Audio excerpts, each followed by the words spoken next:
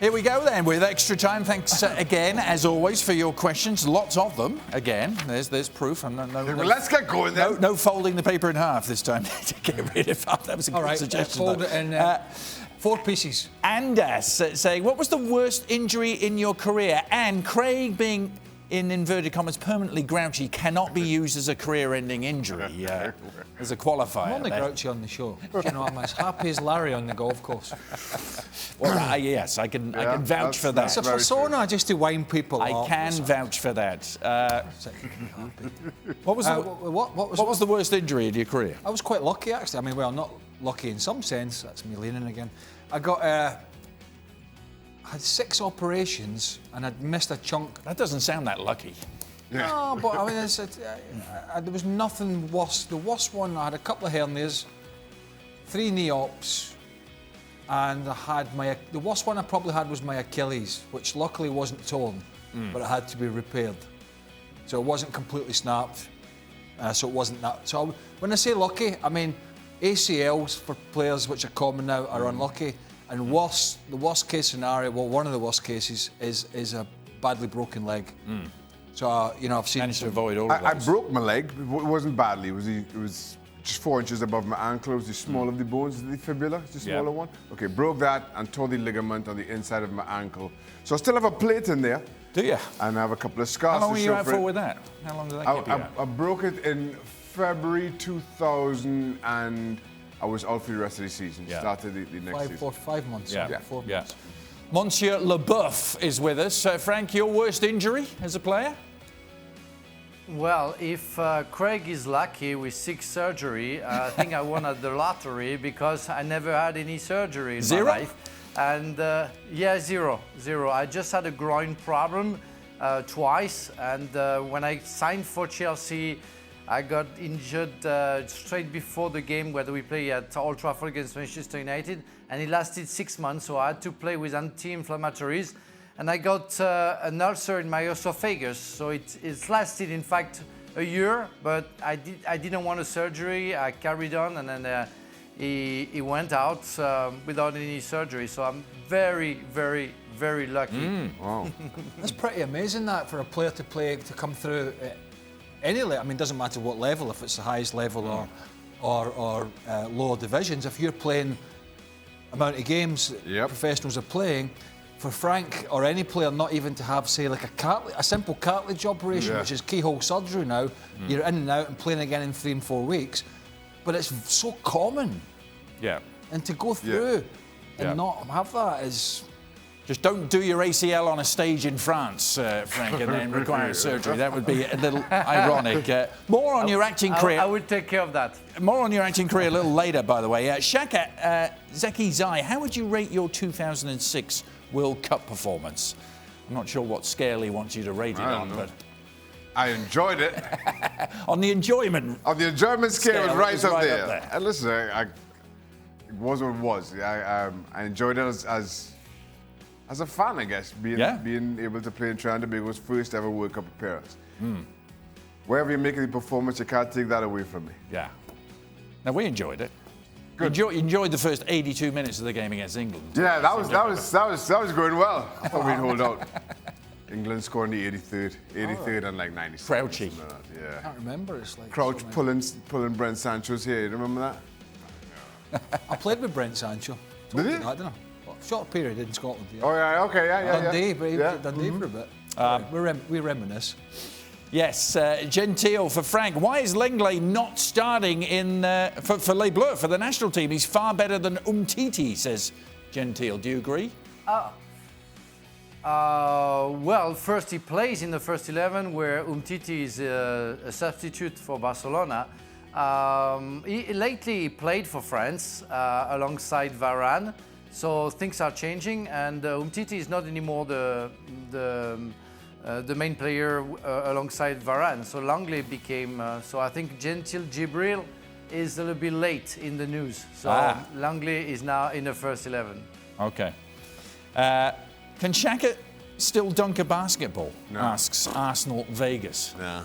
I used to be able to. Don't laugh. I used to be able to. My back. I used to be able to. I'm telling you.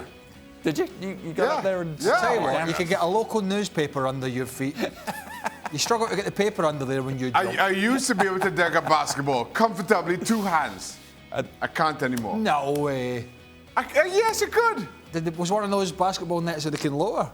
Is it one of those little plastic ones? The kids' one. The toy ones. It's quite hard to do that, you know. Yes, I know, Craig. I can't. Yes, I know. It's very difficult to do. Basketball. I did play. Just the 100 And those local newspapers are a lot thinner than they used to be. Yeah, slide it under, it's strong. Stop judging my jumping by how thick your newspaper is, please. David said, I Googled Frank after he talked about his acting, and it says, Frank Leboeuf is a French actor, sports commentator, and former footballer. And it says it in that order. So, Frank, do you approve of that order? Ooh. Actor, commentator, footballer. Well, I was a footballer and I'm an actor, and a consultant. But would you say footballer first? Would you say Frank Leboeuf is an ex-footballer and current actor and whatever else he does? Sports commentator. Sports commentator. Yeah, because that stuff with us. What order? What's the order you want to be known as? I am an ex-footballer, I'm an actor, and I'm a talent or consultant, I don't know how you say, journalist, yeah. Mm-hmm. But my main job is acting. It's also directing. It's also producing. Whatever it is. Too many things. Whatever. See, that's right though, because that's correct. Because he's currently it's chronologically right. Acting now, broadcasting, and footballer. I don't know why anyone would have an issue with that order, but. I don't think it's an issue. I think it was. Well, it is to David because David's just asking why it's not footballer. Right. What's most important to you? What do you prefer to be? Golf. Best in the well. There you go. Craig Burley is an avid golfer. Try to be a golfer. And, consummate drinker. It's avid. Consummate drinker. Wannabe PGA golfer. 100% Steve Nicol golf coach. Right. As we found out earlier, chef. Part-time chef, full-time lager taster. Mm-hmm. Dietitian for Mr. Nicol. Yeah. No, I'm not that. I can't be that. Yeah, but Adrian, can I come back to the question? Can I come back to the question? Please do. The thing, I think everything you do, as long as you do it with passion, and if you love what you do, it doesn't matter the order. You know, I loved being a footballer. I love, of course, being on stage and be an actor. I love being with you guys and with Christophe Dugarry every afternoon that I do the radio show. It's just, there's no need to be in order, to be in order. Just need to be passionate when you do it. That's it. Mm. That Leboeuf and Dugarry radio show. Frank's you're emotional now. Yeah. I got to listen to that, by the way. Wouldn't understand many words. Exactly. The Leboeuf and Dugarry. Well, that's right up your street, that is. Listen to something. Listen to something that you've got no idea what to say. Why are Arsenal doing last-minute deals for defenders? Have they not learned their lesson, says Addy. I guess they have been. Arsenal have been bemusing for a long time. I mean, the last-minute transfer activity, the allowing your best players to go out of contract, and then you're forced to either just kind of let them go or put them on silly money. It's beyond me that Arsenal keep making these same mistakes over and over again. Mm. They've been bitten before in the January transfer window, with defenders particularly. Well, like many clubs, it's recruitment that's a big part of the problem for them. Not just managers and coaches. There you go. All right, well, Hisham, finally, the deal that did get done today. Is Inter really a step up over Spurs for Eriksen? He could have become a serial winner under Mourinho. Can someone talk me through that video, by the way? Can someone talk me through that Christian Eriksen Inter Milan video? How he got the... Yeah. We sat in the studio looking at that, and Craig summed it up well. The game's gone. I don't get it. I really don't. And I also don't get this. Tottenham are a wonderful club. There's many great clubs out there. But a serial winner at Tottenham. Tottenham, where's... You only got to the look trophy cabinet is not... It's not brimming, particularly not in recent years. And they're a long way, they're even further away than they were 12 months, 18 months ago. Inter Milan, people think because clubs have got money now are moving to a new stadium. You know, Bournemouth are in the Premier League. They got millions because of the TV revenue. It doesn't mean they're a big club. Not suggesting Tottenham and Bournemouth are the same thing, but I'm just saying, just because you're in the Premier League doesn't mean you're the greatest club on the planet. Inter Milan, historically, are wiping the floor. Much bigger club, aren't they? Yeah. I mean, Much bigger. I think the suggestion from this tweet is that because Mourinho is there, and because Mourinho is a serial winner, I get that, Spurs are all of a sudden going to be a serial winning club. Which I don't get that part. No, they did have this discussion. We brought it up a couple of weeks ago. They did have this discussion on a network in England, and it was pretty pathetic, I have to say. You know, is Tottenham a bigger club than Inter Milan?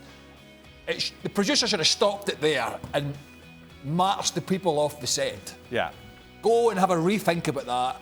Come back on and give another answer. Very Anglo-centric view, Frank. I'm sure you'd agree. It's not even close, is it? Inter versus Spurs? Well, nowadays, you know, you can say that Spurs are bigger than Inter because they reached the Champions League and they're more performing European-wise than Inter. But I agree with Craig. Historically talking, come on, Inter Milan has a full, as you say, trophy cabinet and is one of the biggest clubs in the world. So no, Spurs is not as big as Inter in the history of football, but lately Tottenham has been bigger than Inter. They'll be discussing on the Leboeuf and Dugarry podcast. They will. You can listen. I will be tuning in, Frank, tomorrow afternoon. To hear exactly what time do you do the show, Frank? I need to find it somehow on French. What time do I what? Do you do the show with Christophe Dugarry? We need to listen.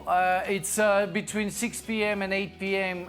Monday, Tuesday, and sometimes Wednesday. French time. All right, I'm going to hunt it down. Hunt it down on this thing. Do you not get into the Champions League final doesn't mean you're a big club. Who's been at the Champions? Let's have a little think. Porto won it. Porto won it. Yeah. Against Monaco. Porto won it. Monaco got to that same Monaco final. You know, not big clubs doesn't mean all of a sudden you're a big club. So just because, you know, it's like winning the FA Cup. Who won it? Cardiff? Who won the FA Cup? Portsmouth won it. Portsmouth won it, right? Yeah. Wigan Athletic, Wigan thank won you. It. Beat Man City, that cost Mancini his job ultimately that day. You know, because you're in a final doesn't mean, I'm not saying Tottenham, but you know, Tottenham have only just moved from a 36,000 all-seater stadium. Literally, within 12 months, have just moved. Yeah. Now all of a sudden, they're wiping Inter Milan out the record books. Off you pop, son. We're jesting a little bit. All right, that'll do it. Somebody will be upset. Somebody will be upset with that. Oh, yeah. Frank, thank you, sir. We will see you tomorrow. Bye. Sid Lowe is with us, I believe, in a little United City to look back on too. Well, thank you very much for watching ESPN on YouTube. For more sports highlights and analysis, be sure to download the ESPN app. And for live streaming, premium content, and let's not forget as well, ESPN FC 7 days a week. Subscribe to ESPN Plus.